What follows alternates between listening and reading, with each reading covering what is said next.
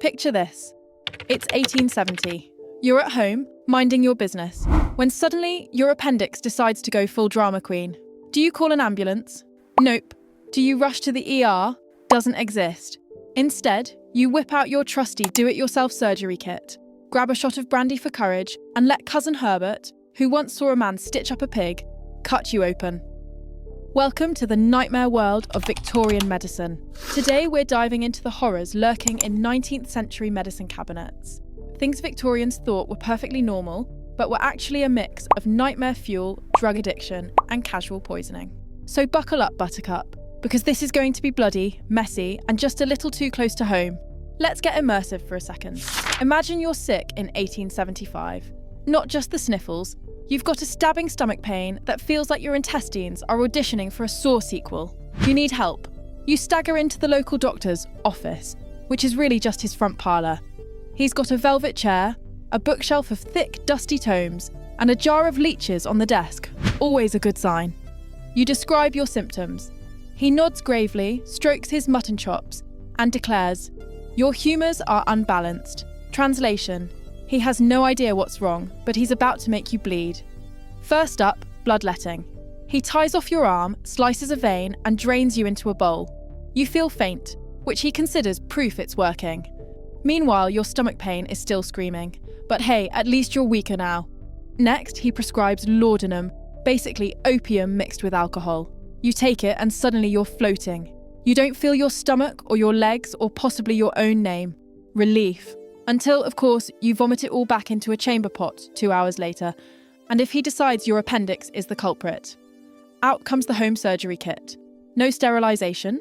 He wipes the knife on his coat, gives you a rag soaked in chloroform and says, "Bite down."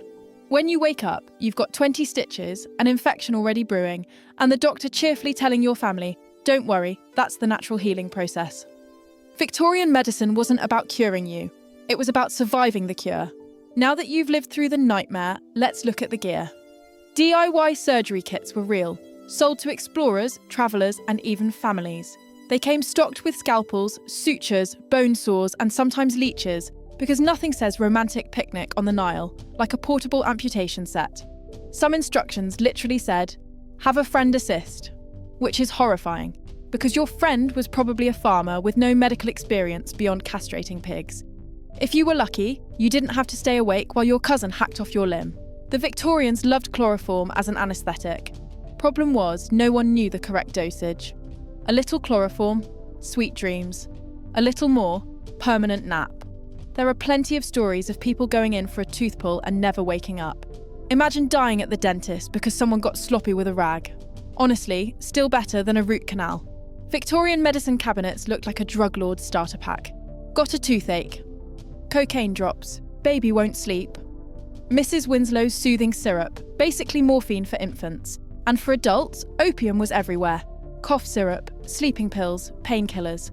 Laudanum was the Starbucks latte of the 1800s. Every respectable household had a bottle. Addicted? Don't worry. Just take more laudanum. Problem solved. Victorian Britain basically said, live, laugh, love, on heroin. Now let's check the ladies' shelf. Want flawless porcelain skin? Eat arsenic wafers. Yes, poison. These little chalky tablets were marketed as beauty aids, and ads promised that they'd purify the complexion and give women that fashionable ghostly pallor. They weren't even subtle about it. The packaging straight up bragged that they contained arsenic. And Victorian women were like, "Oh, poison? Fabulous. Pass me two." The wafers became so popular that by the late 1800s, newspapers ran editorials warning women that maybe nibbling poison like it was Tic Tacs wasn't the best idea. Some women became addicted, because of course they did, and took them daily until their skin wasn't glowing. It was literally falling off. There's a famous case of a young woman in London who swore by her arsenic beauty routine until she collapsed in the street with blackened gums and kidney failure. Doctors called it a tragedy. The cosmetics companies called it proof the wafers really worked. Basically, arsenic was the original Instagram filter. Sure, it destroyed your organs, but it made you look flawless in candlelight. Now let's talk teeth. Want a dazzling Victorian smile? Try Mercury Toothpaste. Mercury was used in dental products because it killed bacteria. Unfortunately, it also killed you. Dentists swore it would prevent cavities, But the real side effects included bleeding gums, rotting enamel, and full-on mercury poisoning. Imagine using toothpaste that slowly erased your teeth. And if that wasn't enough, mercury was also prescribed as a cure for syphilis. Yes, the treatment for a sexually transmitted disease was basically rub poison on it and hope for the best. There's even a grim little saying from the time, a night with Venus, a lifetime with Mercury. The kicker? Patients on mercury often drooled uncontrollably, which was taken as a sign the treatment was working. Spoiler, it wasn't. You were just drooling your way to an early grave. So yeah, while we complain about modern toothpaste flavours like Wintergreen Blast, at least none of ours comes with a side effect of losing your jawbone. And then we've got the Victorian all-star, Leeches. These little bloodsuckers weren't just a treatment, they were practically a lifestyle brand. Doctors carried jars of them everywhere, and apothecaries sold millions per year. At one point in the 1830s, Paris alone imported over 40 million leeches annually. That's not medicine, that's a horror movie sequel waiting to happen. Doctors prescribed them for everything.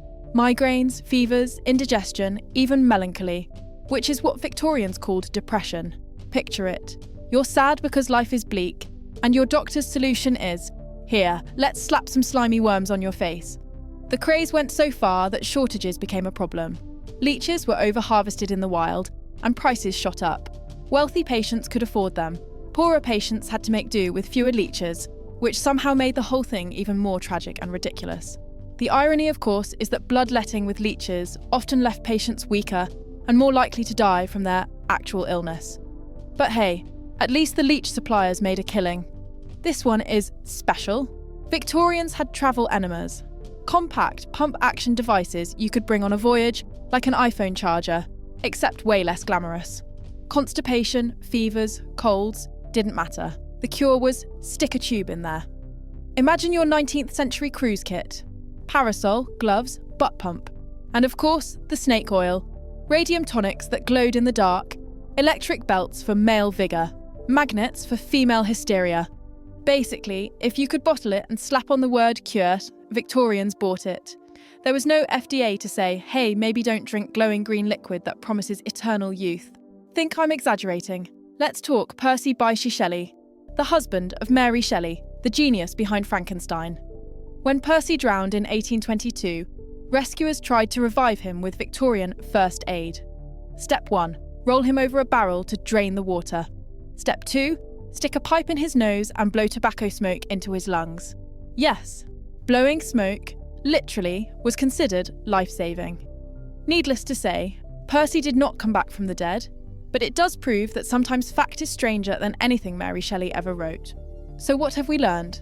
That if you were sick in the Victorian era, your best chance of survival was sheer dumb luck. Your doctor might bleed you dry, drug you into oblivion, poison you with arsenic, or try to blow cigar smoke into your body. And somehow, through all this chaos, modern medicine was slowly born.